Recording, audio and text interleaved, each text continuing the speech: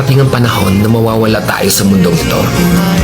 At kapag dumating ang panahon na yun, hindi mahalaga sa kung gaano karami ng pera ang naipon mo sa bangko. Hindi rin mahalaga sa kung gaano ka successful sa trabaho or sa business mo. At lalong hindi mahalaga sa kung gaano kaganda ng mukha at ng katawan mo.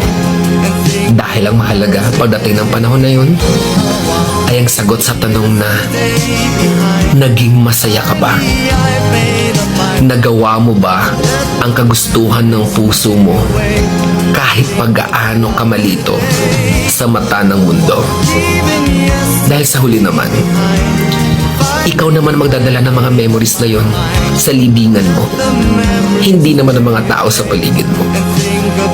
So make sure na bago pa dumating ang panahon na aalis na tayo sa mundong ito, siguraduhin mo sa sarili mo na magiging masaya ka at magagawa mo ang kagustuhan ng puso mo kahit pag-aano ka kontra ng mga tao sa mundo.